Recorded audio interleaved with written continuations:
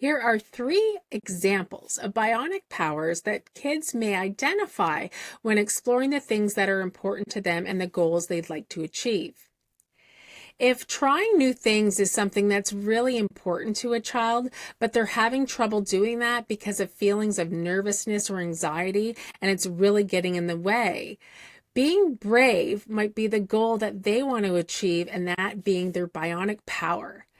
Some of the skills in the SAS program that really directly would help strengthen the bionic power of being brave are the skills early on in the program on recognizing body clues and signals that let us know what our emotions are. So recognizing when we're feeling anxious, being able to measure the levels of anxiety from low, medium to high, and then using relaxation strategies or gadgets that best match that level of the anxiety and the setting we're in to feel calmer before we try that new thing. We can create an emotionometer to gather all that information that we learn about ourselves, including situations that we commonly feel anxious or nervous in. So we can plan ahead and remember what are some of the signs that I know I'm feeling this way and how big the emotion is. What are some of the things that I can do to help myself feel calmer and continue to try that thing? Also, what are some of the situations that I usually feel nervous in? And I can plan ahead and use some other relaxation gadgets to help me before I enter that situation too. So those are all some really good examples for the Being Brave bionic power. Another bionic power example is the helping others bionic power. For kids who are looking to strengthen friendships or connections with family or friends, the helping others bionic power might be a goal that they really would like to continue to work on. Skills that they learn throughout the SAS program that can strengthen the helping others bionic power are things like recognizing when someone needs support. So recognizing emotions in others from their face, voice, and body clues, looking to the situation clues to see if it's a good time to offer help and what might be happening in that situation. And also the damage control code. If trying to help someone else doesn't really go to plan, and it might not be the way that somebody wants help or the right time, that we can work on the steps on helping to repair that situation if we make a mistake and it actually upsets our friend instead of helps them. We can then come back together later when we're calmer to problem solve together to make that a better situation in the future. And one last thing I'll mention is one of the SAS missions the kids get to do is even called Friendly Deeds, where they get to practice doing little acts of kindness that they can use. And that would definitely be a skill that could strengthen the helping others bionic power. The last example of the bionic power is staying focused that I'm showing you here. For kids who are really wanting to do better at school, accomplish really big, complex tasks, reach a long-term goal, or let's say they really just want to get through those chores so that they can get to the things that they really want to do. Working hard to complete tasks and staying focused and getting those done would be a bionic power that they'd like to strengthen. So similar to the Being Brave bionic power, there are a number of SAS skills that can strengthen this bionic power of staying focused, from recognizing when we're starting to be distracted, early signs of frustration, and the helpful strategies that we can use to help get ourselves back on track and keep working hard on that task. There also might be other skills like the decoder problem solving formula that can help the child figure out the best solution to handle a task that's hard when they really don't know how to navigate that to be able to stay focused in certain situations. And lastly, if we don't know what to do or how to complete the task, the confusion code gives guidance on what kids can try to do when they don't know what to do, or if they don't understand something, so that they can get the help they need and try again and get that task done as well. So those are 3 examples of bionic powers that kids might pick if those things are important to them. There are many other examples, and every child is unique. Let's look at some more examples in looking at the SAS skill snapshot on bionic powers. I'm really excited to be able to introduce to you the Bionic Powers SAS Skill Snapshot.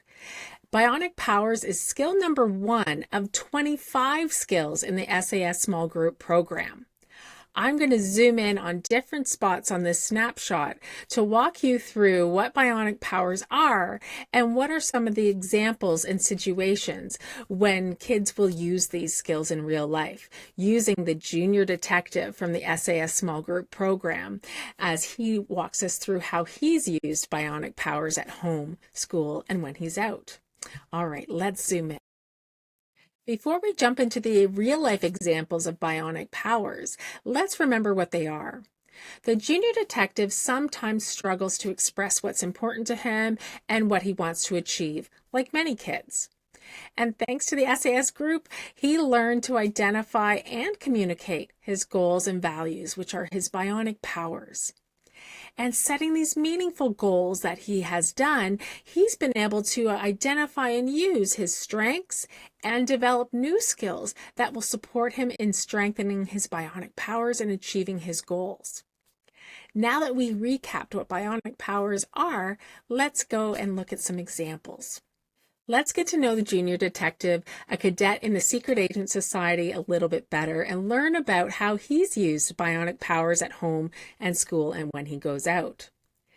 So remember, bionic powers are goals that kids identify that they want to strengthen by using different skills and trying different things that can help them to achieve those goals. So junior detective in his home example here, he wanted to be able to have time on his tablet before he went to school. And so he saw that getting ready faster in the mornings would help him to be able to have that time to do the thing he wanted to do before school. And so he then made a goal specifically on being able to get dressed in less than 5 minutes as the key thing for helping him to get ready faster in the mornings to use that tablet. So thinking about what's important to him, and then also what are some of the things he could do differently or the skills he could learn in order to strengthen that getting ready faster or staying on task bionic power. This would be really rewarding because there's a direct connection to being able to get dressed in less than 5 minutes, to being ready faster in the morning, and getting that time to do the thing he wants to do before school. Really smart. The next example we'll look at is when he's used his bionic powers at school. He wanted to make new friends. And so he identified that as being something important to him. And in looking at who are the kids at his school that he might be interested in trying to make friends with, he decided that he wanted to learn to play football so he could actually play with some new kids during lunchtime who play football at school at lunchtime. So that's something that you can think about, is that it starts with identifying what's important to you as that goal. Making new friends is the bionic power that he wants to strengthen. He used his SAS skills to identify and think about the types of qualities he wants to see in having friends, the kids that might look to him like kids that he would be interested in trying to become friends with. And in this example, though, the kids that he is interested in getting to know and trying to make friends with are the kids who play football at lunch. So then he decided he wanted to learn to play football too, so he could hang out with them. He then was able to share that with his parents as a new goal he had, and he asked for a football for his birthday that could help him learn to play football outside of school, and also he could maybe bring it to school and share it in a game if they need an extra football. Anyways, so that's another example of how the bionic powers are used, specifically in a school example with walking through what's important to him. What are some of the skills he might use, and an example also on how he communicated that to somebody who could help him to reach his goals as well. The last example here is in the community.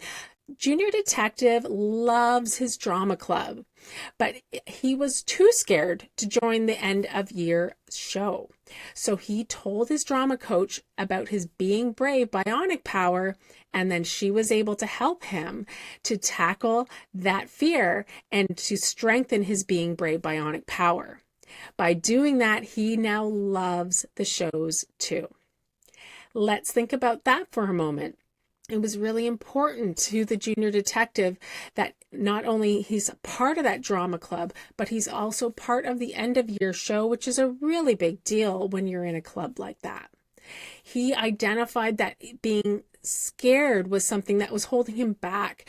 And so he talked to his drama coach to help him to figure out what things he could do differently and what things she could help him with to strengthen his bionic power of being brave. And clearly they were able to achieve that. In the SAS program, there's lots of skills that can help kids with being able to strengthen that bionic power of being brave, from identifying how they're feeling, how big the feelings are, and the types of things that they can do to help feel calmer and braver to continue on with what they need to do or what they want to be doing. So those are some real life examples that you might relate to when you're thinking about your children, and maybe even examples for yourself.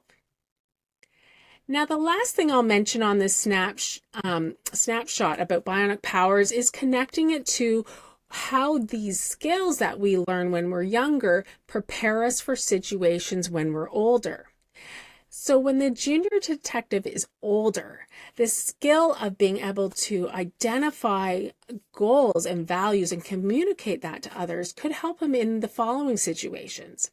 Like when he's in high school and he's facing some peer pressure, he could be remembering his values of honesty and then figure out the things that he needs to do in order to stay true to that and strengthen that bionic power and be able to navigate around that peer pressure situation in high school. He may also be wanting to strengthen friendships when he's at work, and so he decides to go to a work function so he can be doing that to strengthen friendships and strengthen that bionic power. And lastly, talking to employment support services about career goals. Absolutely, that's another situation where the bionic power is going to help him when he's older. So I hope these examples have been helpful for you to think about how the bionic powers actually connects to real life examples and can be relevant for any kid, no matter what stage they're at and their skills, whether they already have this skill, but maybe of identifying goals, but they're maybe not expressing those things to people as well, so that they can get help from people, or if there's other things that are holding them back, even just being able to think through all the things that are important to you and prioritize goals and then break them down into realistic goal statements that can help you to achieve it and continue having the life that is full and meaningful for them. You can see how goal setting as an activity can be a powerful way to help your child think about what's important to them and how to work towards their goals. Each child's bionic powers are unique. Some kids are great at problem-solving tech, others are fantastic at helping friends, and some have the courage to try new things. Thinking about my own kids, setting goals has been such a powerful way to help them keep going, working through social challenges and stresses that they've experienced at school, with friends, or at their club sports.